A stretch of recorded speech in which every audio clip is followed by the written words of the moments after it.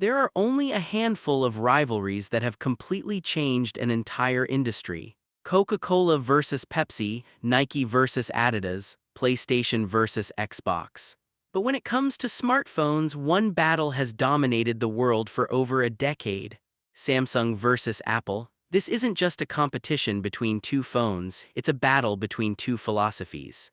One company believes technology should be simple, controlled, and effortless. The other believes technology should be powerful, customizable, and packed with possibilities. Millions of people argue about it every single day. Some would never trade their iPhone for anything. Others can't imagine giving up their Galaxy. But here's the question almost nobody asks: which company is actually pushing technology forward? And which one is simply better at selling the experience? Today, we're going beyond camera tests, benchmark scores, and marketing hype. We're diving into the history, the innovation, the business strategy, and the psychology behind the biggest smartphone rivalry on Earth. Because by the end of this video, you might completely change the way you look at both companies. To understand this battle, we have to go back in time, long before smartphones became part of our daily lives. Long before social media, mobile gaming, and AI assistants, Samsung and Apple were already walking completely different paths. Apple was founded in 1976 with a bold mission: make technology simple enough for anyone to use. Steve Jobs believed people shouldn't have to learn technology. Technology should learn people. Samsung's journey began even earlier. Founded in South Korea in 1938, it wasn't an electronics company at all. It started as a small trading business. Over the decades, Samsung expanded into construction, shipbuilding, insurance, semiconductors, and eventually consumer electronics. By the early 2000s, Samsung had become one of the world's largest technology manufacturers, ironically. Even before they became rivals, they were business partners. Samsung manufactured components for Apple products, including memory chips and displays. The companies were making money together. But everything changed in 2007.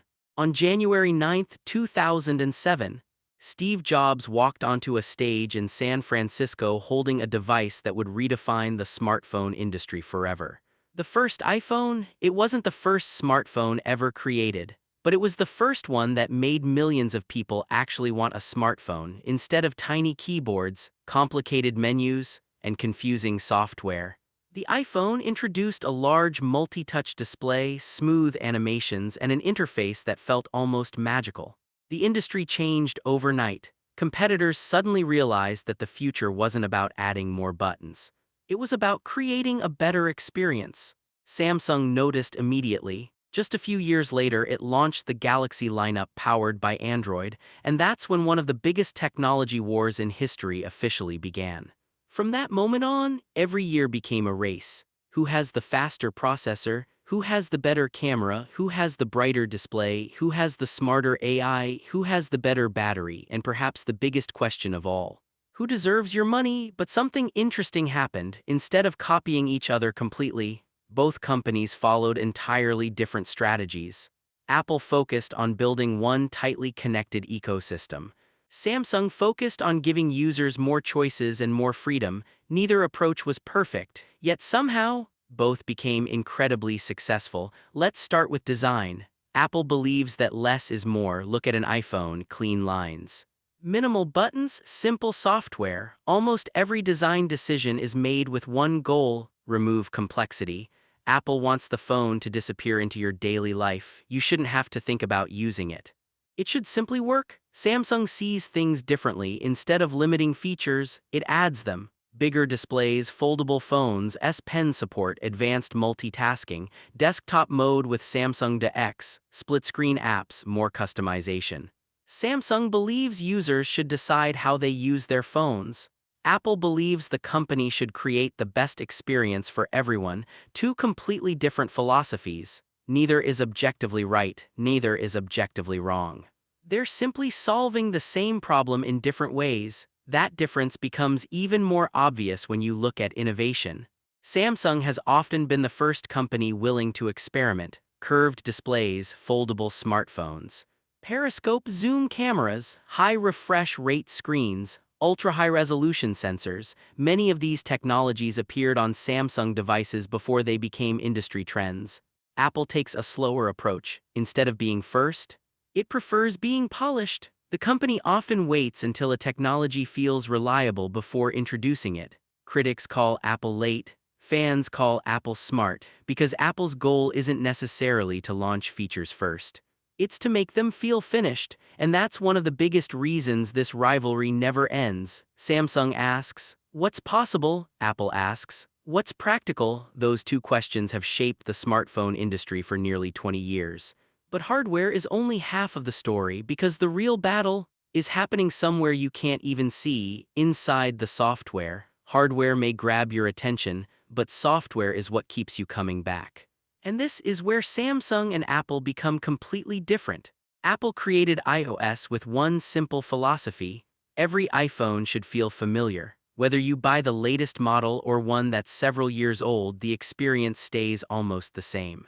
The menus are consistent, the animations are smooth. The apps are optimized, everything is designed to work together. That consistency is one of Apple's biggest strengths. For millions of people, an iPhone doesn't just feel like a phone, it feels predictable, reliable, comfortable. Samsung, however, plays a very different game. Galaxy phones run Android, but Samsung adds its own software experience called One UI. Instead of limiting what users can do, Samsung gives them options. Want to customize your home screen? Go ahead, change your icons, install custom launchers, run two apps side by side, open floating windows, connect your phone to a monitor and turn it into a desktop computer with Samsung DeX. For some people, that's freedom. For others, it's unnecessary complexity. Neither approach is wrong, it simply depends on the kind of user you are. Then there's performance. Many people still believe that more RAM automatically means a faster phone.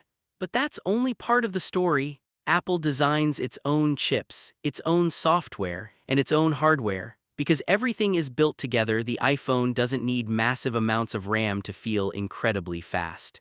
Every component speaks the same language. Apps launch quickly, games run smoothly. Battery life is carefully optimized. Samsung takes another route. Depending on the region, Galaxy phones use powerful Snapdragon or Exynos processors paired with generous amounts of RAM. That extra memory helps with heavy multitasking, switching between multiple apps, editing videos, running demanding games, using split-screen features. Samsung often wins on flexibility. Apple often wins on efficiency. It's not just about who has more power, it's about how that power is used. Now let's talk about cameras. This is probably the most debated part of any smartphone review. Samsung wants to impress you the moment you press the shutter button. Bright colors, sharp details, powerful zoom. Photos that instantly stand out on social media. Its flagship Galaxy Ultra devices can zoom farther than almost any mainstream smartphone. It's exciting, it's dramatic, and sometimes, it's almost unbelievable.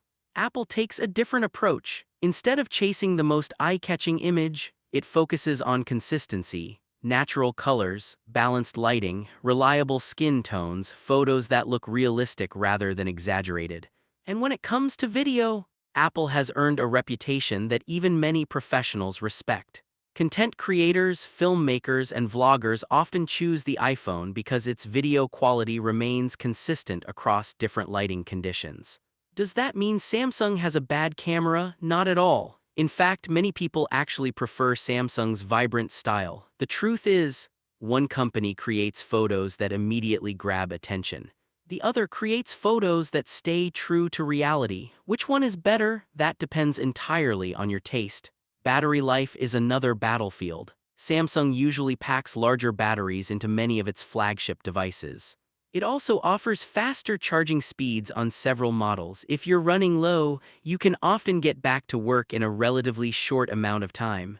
Apple typically charges more slowly, at first glance.